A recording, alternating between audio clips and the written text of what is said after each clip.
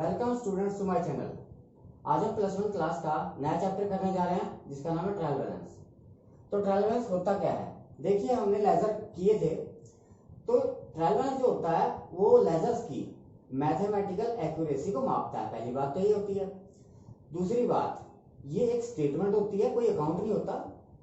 और थर्ड बात ये है कि इसको किसी भी टाइम यानी फाइनेंशियल ईयर में किसी भी समय बनाया जा सकता है, जैसे मंथली, क्वार्टरली, हाफ ईयरली या ईयरली बना के हम अकाउंट्स की यानी लेजर्स की मैथमेटिकल एक्यूरेसी को चेक कर सकते हैं। तो मैं अब आपका टाइम खराब ना करते हुए आपको डायरेक्ट बताना चाहूंगा कि ट्रायल बैलेंस बनाने के रूल्स क्या होते हैं।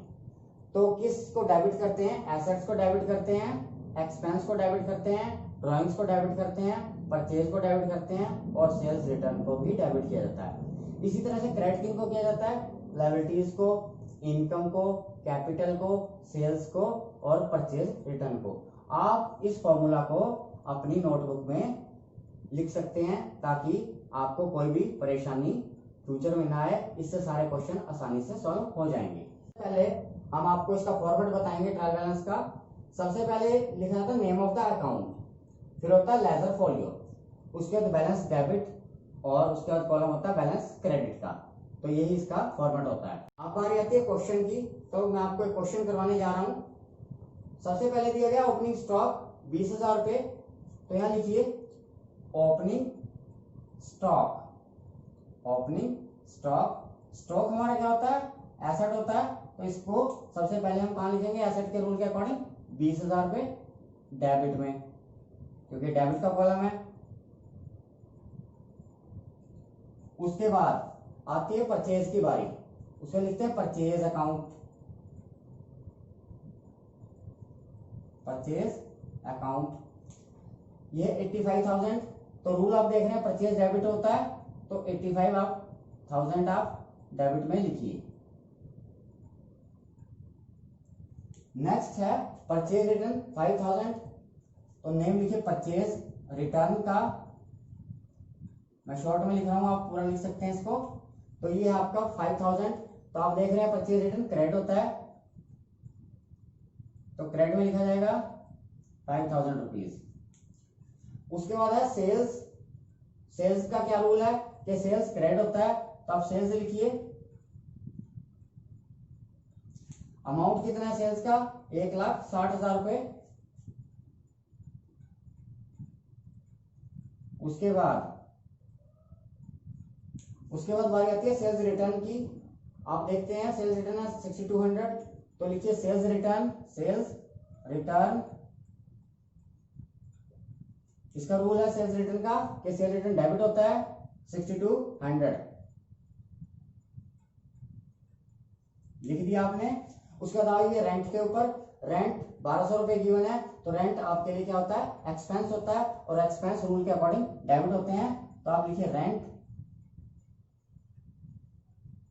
1,200 रुपए यानी 1,200 रुपया। उसके बाद आती है बारी सैलरीज की। सैलरीज है 5,700 रुपए। तो लिखिए सैलरीज। तो इसका रूल देखिए, सैलरीज क्या होता है? खर्च होता है, एक्सपेंस होता है। तो ये 5,700 आएगा आपका। उसके बाद एडवर्टाइजमेंट का एक्सपेंस गिवन है 880 रुपए। तो ये लिखिए इसको एडवर्टाइजमेंट एक्सपेंस 880। इसको डेबिट में इसलिए लिखा गया क्योंकि ये भी खर्च है, एक्सपेंस है। उसके बाद कमीशन रिसीव्ड। जो रिसीव्ड शब्द है या क्रेडिट गिवन हो तो उसको क्रेडिट साइड में लिखते हैं, उसको इनकम मान लेते हैं। तो कमीशन रिसीव्ड है 1440। और इनकम का आपको पता रूल क्या है? क्रेडिट साइड में लिखी जाती है, तो इसको हम क्रेडिट में लिखेंगे कमीशन रिसीव्ड 1440। उसके बाद डिस्काउंट क्रेडिट है। अगर डिस्काउंट क्रेडिट हो या डिस्काउंट रिसीव्ड हो तो दोनों का मीनिंग होता है कि वो हमें प्राप्त हुआ है यानी इनकम है। तो ये क्रेडिट साइड में ही लिखा जाएगा 710, क्योंकि इनकम क्रेडिट साइड में लिखी जाती है। तो डिस्काउंट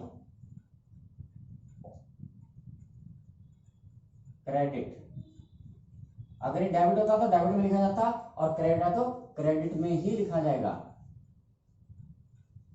नेक्स्ट आइटम है फर्नीचर की। फर्नीचर हमारा एसेट होता है, तो एसेट को हम कहाँ लिखते हैं, रूल देखिए फर्नीचर का, एसेट हमारे होते हैं डेबिट, तो 6,000 रुपये डेबिट में लिखे जाएंगे। उसके बाद बारी आती है मशीन की, मशीन हमारा एसेट होता है, तो एसेट भी आपको पता है डेबिट में लिखे जाते हैं। मशीन है 62,000 की। उसके बाद है डेटर्स 36,000 यानी 36,000 रुपये। ये भी डेटर क्या होते हैं, हमारे एसेट होते हैं। देनदार जिन लोगों ने हमारे पैसे देने हैं वो डेटर्स होते हैं, 36,000 रुपये। उसके बाद बारी आती है क्रेडिटर्स की। क्रेडिटर्स हमसे लेने वाले होते हैं, जिन्होंने हमसे बकाया लेना है, तो ये लायबिलिटी होती है बिजनेस के लिए, तो लायबिलिटी क्रेडिट होती है, तो क्रेडिट में लिखेंगे इसको, क्रेडिटर को। क्रेडिटर को कहाँ लिखेंगे, क्रेडिट में 12,750। उसके बाद बारी आती है बीआर की, बिल रिसीवेबल की। बिल रिसीवेबल हमारे लिए एसेट होता है, और एसेट हमेशा डेबिट में लिखे जाते हैं, बीआर, शॉर्ट में बीआर, और इसकी फुल फॉर्म होती है बिल रिसीवेबल। जो बिल रिसीव होने हैं 4600। उसके बाद बारी आती है बिल्स पेबल की।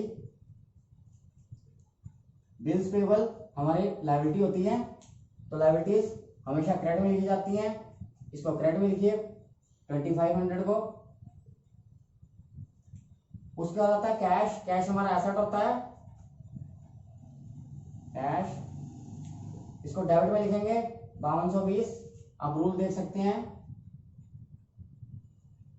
रूल यहां लिख दिए गए हैं। उसके बाद बैंक ओवरड्राफ्ट। बैंक ओवरड्राफ्ट हमारी लायबिलिटी होती है,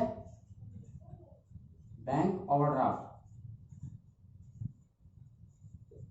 और ये अमाउंट है 10,000 रुपीज, ये क्रेडिट में जाएगा। उसके बाद बारी आती है इंटरेस्ट ऑन ओवरड्राफ्ट। अब जो ओवरड्राफ्ट है उसके ऊपर ब्याज लगना हमारे लिए खर्च होता है, एक्सपेंस होता है, इसलिए इसको डेबिट किया जाएगा। इंटरेस्ट ऑन बैंक ओवरड्राफ्ट, ये 1,800 रुपये। उसके बाद बारी आती है कैपिटल की, और आप देखते हैं कि कैपिटल को क्रेडिट किया जाता है रूल के अकॉर्डिंग। कैपिटल, कैपिटल लिखिए 50,000 रुपया। और लास्ट आइटम है ड्राइंग्स की। आप देखते हैं ड्राइंग्स को डेबिट किया जाता है, तो डेबिट में लिखिए इसको, ड्राइंग्स 7800।